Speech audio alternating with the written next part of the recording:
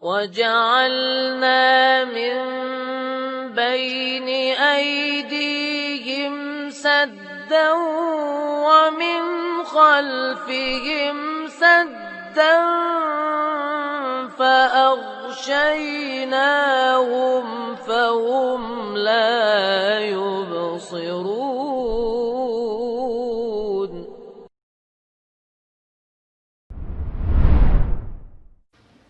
Bismillahirrahmanirrahim. Alhamdulillahi rabbil alamin.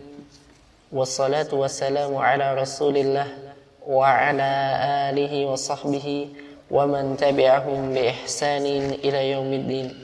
Amma ba'd.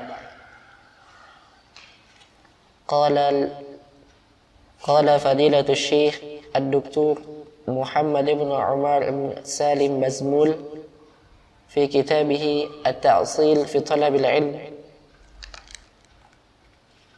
قال: وينبني على هذا الأصل الأمور التالية. أولا حكم الوجوب، وهذا يتعلق بالمسلم المكلف، فإن كان صغيرا فعلى والديه تعليمه أمور دينه التي يحتاجها، إذ يقول صلى الله عليه وسلم: كلكم راع وكلكم مسؤول عن رعيته. وقال تعالى: يا أيها الذين آمنوا قوا أنفسكم وأهليكم نارا وقودها الناس والحجارة عليها ملائكة غلاظ شداد لا يعصون الله ما أمرهم ويفعلون ما يؤمرون. Surah At-Tahrim Al-Ayah. Idzan على الوالد المسلم والوالدة المسلمة أن يعلموا أولادهم ما يحتاجونه من أمور الدين ومن الآداب. طيب، بسم الله الرحمن الرحيم. الحمد لله الذي أرسل رسوله بالهدى ودين الحق ليظهره على الدين كله. والصلاة والسلام على نبي الهدى نبي المرحمة نبينا محمد عليه الصلاة والسلام وعلى آله وصحبه ومن والاه. قال فضيلة الشيخ محمد بازمول حفظه الله تعالى في كتابه التأصيل في طلب العلم: وينبني على هذا الأصل الأمور التالية. Dan terbangun di atas asal ini, yaitu ma'rifat tentang kewajiban menuntut ilmu syar'i, ada beberapa hal terbangun di atasnya. Yang pertama, hukmul wujub. Hukum pengewajiban menuntut ilmu syar'i ini perlu kita fahami baik-baik. Memang wajib sebagaimana yang telah kita jelaskan dan seberapa kadar kewajibannya. Maka dikatakan karena dia adalah hukum taklifi, maka dikatakan wa hadza yata'allaqu bil muslimil mukallaf. Maka hukum kewajiban ini hanya terikat atau berkaitan dengan muslim yang mukallaf. Adapun muslim yang tidak mukallaf, maka ini tidak kena hukumnya. Fa in kana saghiran fa ala walidayhi ta'limuhu umur dinihi allati yahtajuha. Kalau misalnya dia belum mukallaf dan disebut saghir, anak kecil, maka taklif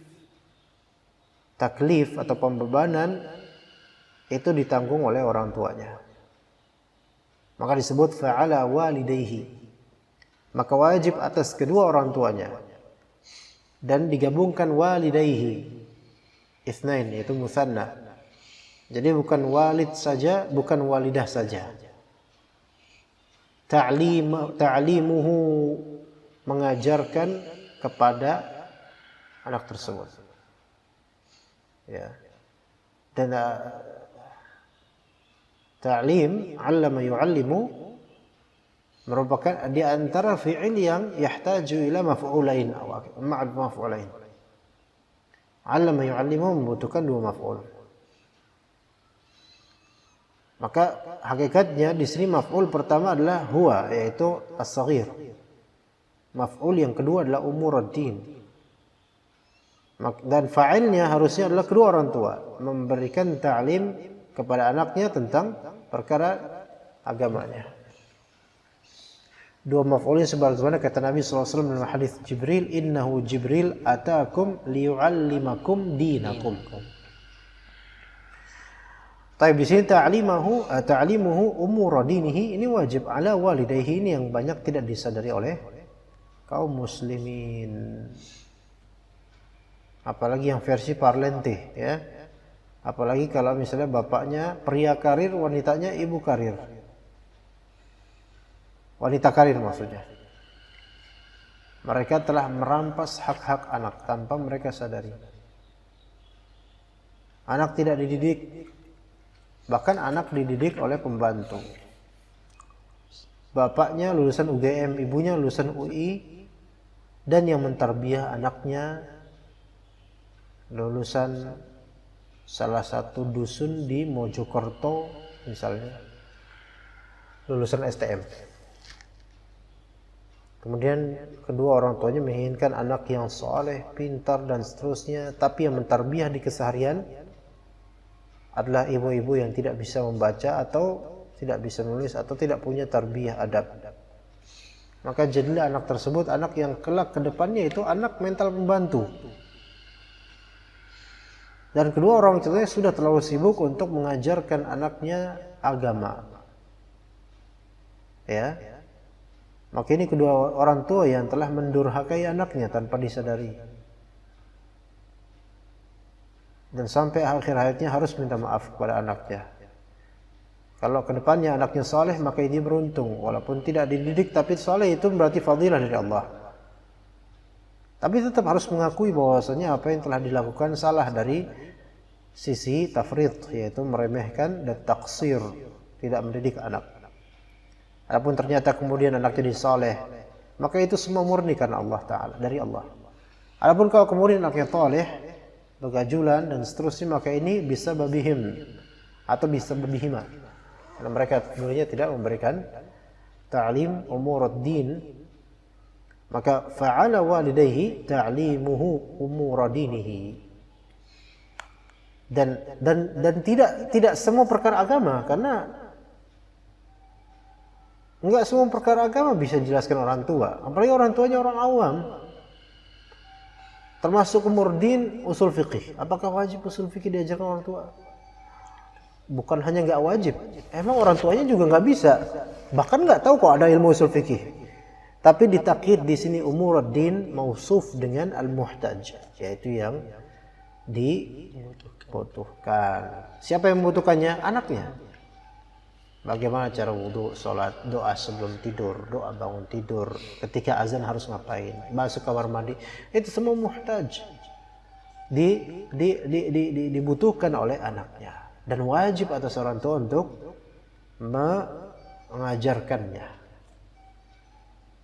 Jadi hal-hal yang muhtaj. Adapun hal-hal yang memang bukan sebuah kebutuhan anak kecil atau anak remaja, maka orang tua nggak kewajiban. Tapi sekarang apakah antum wajib ketika punya anak harus membuat dia hafiz? Wajib. Walaupun itu bagus, tetapi itu tidak wajib atas. Tapi wajib nggak bagi antum untuk mengajarkan dia Al-Fatihah? Wajib. Wajib karena muhtaj. Bahkan ini daruri, harus tahu. Tapi kemudian baca ayat kursi sebelum tidur termasuk hal yang wajib karena dia butuh tentang hal itu di kesehariannya. Adapun menyerahkan, kalau misalnya hal ini udahlah guru sekolah aja, maka di sini orang tua yang menyerahkan total hal-hal yang dibutuhkan oleh anaknya dari moral dan pendidikan dan kognitif ilmu, yaitu ilmu materi, biar di kelas aja, bukan di sini. Ya, maka ini bukan orang tua pada hakikatnya, tapi ini donatur namanya. Ya, ini donatur. Donatur tapi lagi magang jadi orang tua. Ya. Jadi cuma bisa nafkahin doang, mendidik nggak bisa. Nauzubillah. Ada orang nafkahnya pas-pasan tapi dia murabbi terhadap anaknya. Ini afdal jauh lebih katsir dibandingkan dengan nafkah bejubel tetapi dia nggak mau tahu, yang penting anaknya harus jadi pinter, sekolahnya yang penting yang mengajarkannya, bukan dirinya. Ini nggak benarnya seperti ini. Bahkan kalau misalnya boleh anda ceritakan, seorang bapak dan juga istrinya di kalangan Ahlus Sunnah, alhamdulillah, yang anaknya hafidz Quran di masa kecil, itu untuk mencari nafkah, yaitu bapaknya mencari nafkah, dihikayatkan, dan ini anda belum bisa tersebut, tetapi dihikayatkan secara penekanan dari perawinya, itu cukup sejam 2 jam aja mencari nafkah, sisanya dia mentarbiah anaknya. Ini hal yang kita para asatidzah sendiri belum mampu untuk menunaikannya untuk anak. Tapi ikhwan ini ya Masya Allah, sampai anaknya bisa jadi hafiz di usia yang sangat belia. Ya, tapi itu tidak harus semuanya seperti itu, enggak. Cuma beliau ini menunjukkan ihtimam yang sangat tinggi terhadap tarbiyah untuk anak. Karena anak ini saham terbesar untuk orang tuanya nanti. Dan orang yang nanti akan mendoakan betul-betul bukan murid biasanya. Murid ya mendoakan, tapi murid pun memiliki urusan. Tapi anak, darahnya pun semisal darah orang tua, darah dan dagingnya, buah hatinya. Antum nanti ketika misal orang tua antum wafat, ya, antum adalah orang yang paling mendoakan mereka, tidak selain antum, tidak tetangga, tidak. Bahkan walaupun orang tua antum donatur terbesar untuk yayasan tertentu, orang-orang yayasan belum tentu mendoakannya setelah wafatnya, belum tentu. Tetapi anak aset dan saham. Maka jangan kita sia-siakan anak. Kata Nabi SAW, kullukum ra'in wa kullukum mas'ulun an ra'iyatihi. Setiap dari kalian adalah penggembleng. Jadi semua dari kita harus jadi muallim. Wa kullukum mas'ulun an ra'iyatihi. Akan diminta pertanggungjawaban dari yang digembalanya. Wa qala ta'ala, ya ayyuhalladzina amanu qu anfusakum wa ahlikum nara. Wa quduha an-nas wal hijarah 'alaiha malaikatun ghilazun shidadun la ya'suna Allah ma amarahum wa yaf'aluna ma yu'marun. Wahai orang beriman, khitab lil mu'minin, qu anfusakum, peliharalah diri kalian, wa ahlikum, dan keluarga kalian. Dan ketika disebut ahl, itu yang paling priority adalah anak dan istri. Ya, jadi ahl ini anak dan istri. Makanya dalam hadis Nabi SAW, engkau mendatangi keluargamu, yaitu mendatangi ahlmu, yaitu mendatangi istrimu. Jadi yang paling terawal kita hindarkan diri kita dari api neraka adalah diri kita dulu.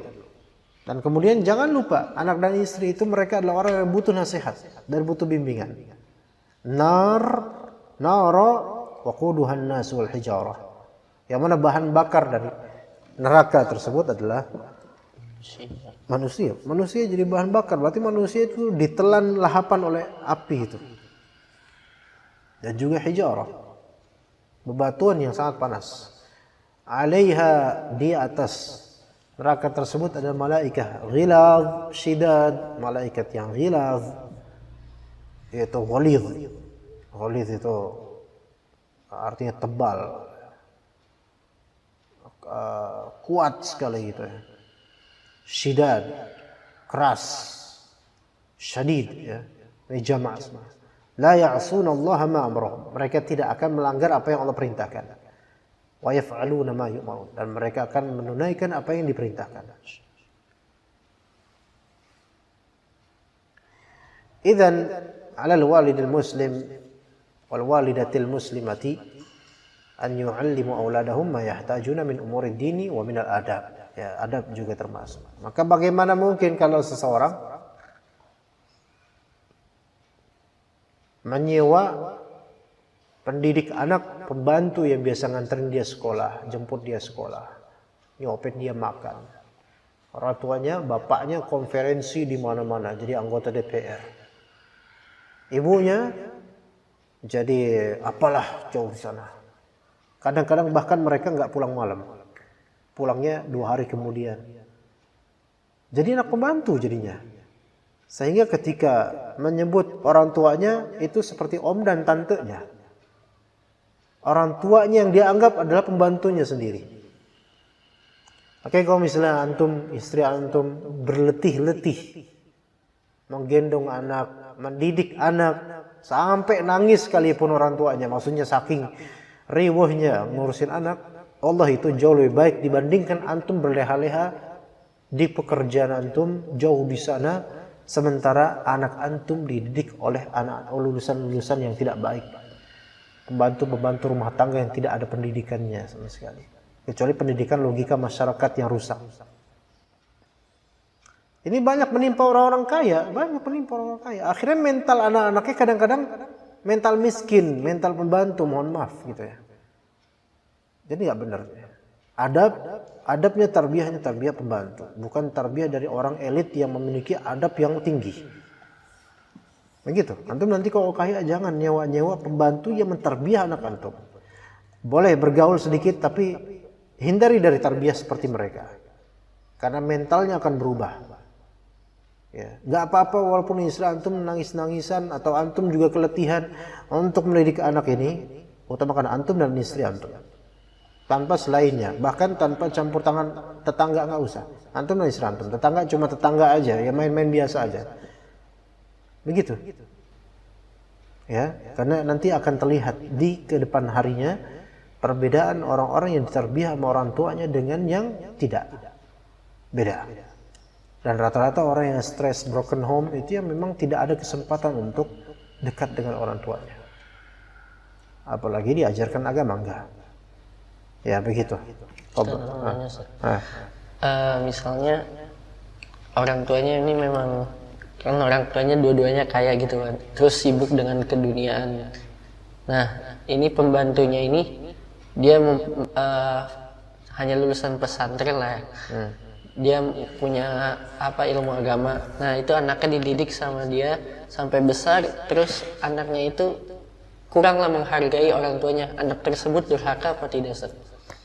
Anak tersebut tetap durhaka, tetapi kedurhakaan dengan sebab orang tuanya. Jadi orang tuanya pun memiliki saham juga, dan imbalan kedurhakaan anak tersebut adalah imbalan dari ketidakmendidikan orang tua tersebut adalah kedurhakaan anak. Jadi apakah anak berdosa? Anak berdosa. Anaknya berdosa karena Allah Subhanahu wa taala menyatakan dalam surat Al-Ahqaf, "Wa wassaynal insana biwalidayhi ihsana." Mutlak. Hamalathu, disebutkan perjalanan-perjalanan yang menjadi sebab dan hikmah mengapa kok disyariatkan, diwajibkan untuk berbuat ihsan pada orang tua. Hamalathu ummuhu kurha wa wada'athu kurha. Hamilnya enggak enak, lahirannya enggak enak. Wa hamluhu wa fisaluhu 30 syahra. Hamil dan sampai masa penyapihan 30 bulan, kisaran 2 tahun. Ya.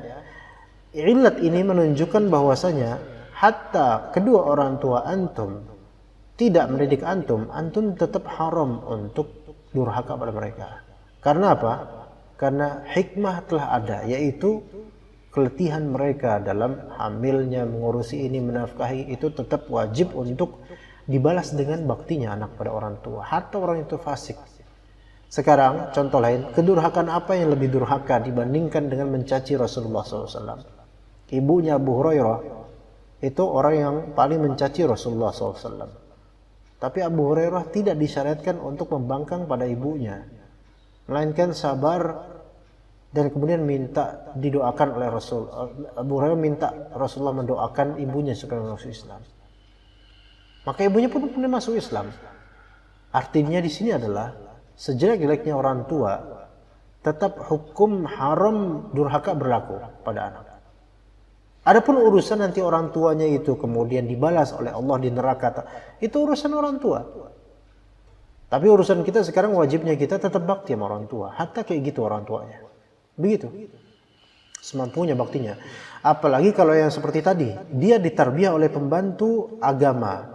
Namun kemudian dia melecehkan orang tuanya karena memang tidak mendidiknya. Itu salah orang tua betul, tetapi tetap ada kewajiban hak orang tua di sini, yaitu harus dibaktikan. Adapun orang tua enggak mendidiknya, dosanya dosa orang tuanya sendiri, Saudara. Dan mohonkan ampun anak tersebut untuk orang tua. Begitu. Jadi enggak ada hujjah bagi anak Tidak ada sekecil apapun hujah untuk sedikit pun durhaka pada orang tua. Hatta orang tuanya seperti apa. Nggak ada hujah anak itu. Nggak ada hujah. Karena apa? Karena sudah terjadi yang namanya penyapihan, penyusuan, hamil, brojol, apa namanya? Brojol itu apa Indonesia? Lahiran. Ya. Semua itu sudah ada. Dan itu sudah tidak bisa dihargai dengan nilai apapun dari kebaktian kita. Jadi walaupun setelah hamil orang tuanya kemudian durhaka sama dia seperti menamakan anaknya nama yang buruk misalnya. Namanya Abdul Covid misalnya. Abdul Covid-19 misalnya. Ini durhaka sama anak. Abdul Covid atau ditamakan Suprafit anaknya misalnya. Ya, atau nama anaknya masyarakat heterogen misalnya. Ini durhaka, jelek sekali namanya gitu kan. Udah durhaka ini. Tetapi tetap walaupun seperti itu, dia nggak boleh kemudian durhaka sama orang tuanya. Tetap. Karena illat hukum sudah berlaku, yaitu terjadinya lahiran dan seterusnya. Dan kesulitan tersebut, kesulitan di masa hamil, lahiran, penyapihan, penyusuan, itu sudah menjadi hukum yang berlaku. Agar anak ini ke depannya nggak boleh durhaka sama orang tuanya. Sejelek apapun orang tuanya berlaku kemudian. Ya begitu. Ya, seperti itu, ya. Jadi alhamdulillah kalau misalnya orang tuanya kemudian menitipkannya ke pesantren, walaupun itu bukan hal yang baik. Maksudnya menitipkan dari kecil di pesantren orang tuanya nggak mau pedulikan, itu memang bukan hal yang baik. Tapi tetap anak itu ketika dia sudah mengerti hukum Allah, tetap wajib atasnya untuk berbuat ihsan pada orang tuanya. Dan tidak mendendam pada orang tuanya. Adapun urusan nanti orang tuanya jelek atau yang afdol bagi anak tersebut adalah insaf dan hatinya melembut, memohon kepada Allah Ta'ala agar melembutkan hati orang tua dan mengampuni kesalahan-kesalahan dan dosanya. Dan memberi hidayah kepada orang tuanya, bukan malah sebaliknya justru melaknat orang tuanya karena merasa orang tuanya itu tidak memberikan yang terbaik buat dia. Ya, dia nanti akan tahu bahwasanya nanti ketika dia punya anak, fitnah yang terjadi pada orang tuanya bisa jadi terjadi pada dirinya. Kalau misalnya dia melihat orang tuanya ketika dia kecil tidak dididik agama dan dia marah akan itu, marah yang wajar, tetapi jangan marah itu kemudian melazimkan kedurhakaan. Udah cukup marah dan sabar saja khalas. Bahkan lupakan khalas. Yang penting sekarang sudah punya ilmu agama. Tapi kalau dia tidak bisa menahannya, mengungkit kemudian dan durhaka kemudian, mungkin terlampiaskanlah kekesalan dia dengan orang tuanya. Tapi apakah dia merasa aman ketika dia sudah menjadi orang tua nanti? Jangan-jangan dia juga akan Allah berikan ujian dan fitnah berupa kesibukan yang sebegitunya sehingga dia pun tidak bisa mendidik anaknya dan menitipkan anaknya ke orang lain. Kadang-kadang ketika lisan kita mengucapkan kalimat yang membuat orang tua kita sakit, maka Allah akan memberikan ujian yang serupa ketika kita berposisi seperti orang tua kita. Apapun itu akan terjadi, dan ketika itu dilihat apakah ketika kita ternyata ada pada diri kita hal tersebut, kita ngeh nggak ternyata ini yang dulu kita kasuskan ke orang tua kita. Yang kita kasuskan dulu sekarang terjadi pada diri saya. Di situ baru kemudian kita seperti ini memang takdir Allah Subhanahu wa taala. Maka harus tetap wajib atas anak untuk berbakti kepada kedua orang tuanya. Sebagaimana wajib orang tua untuk menjadikan anaknya, untuk mentarbiyah anaknya. Adapun nanti anaknya dia jadi soleh atau gimana, yang terpenting sekarang tarbiyah dulu. Urusan hidayah, innaka la tahdi man ahbabta walakin Allah yahdi man yasha. Ya, jadi hidayah itu dari Allah Ta'ala, bukan dari orang tua. Hidayah taufik maksudnya. Adapun orang tua tugasnya memberikan hidayah irsyad wal bayan wal ilm. Ya, sampai dia dewasa, sampai dia sudah menikah, dan itu pun masih tetap diingatkan akan kebaikan. Seperti itu ya. Ya, saya pikir cukup insyaallah untuk mudah-mudahan bermanfaat untuk Anda dan juga antum dan juga siapapun yang menyimak kajian ini, baik rekaman atau apa. Ya, semoga bermanfaat insyaallah Ta'ala. Semoga Allah jadikan ilmu kita berkah dengan mengamalkannya dan mengikhlaskan dalam beramal, dalam mengamalkannya.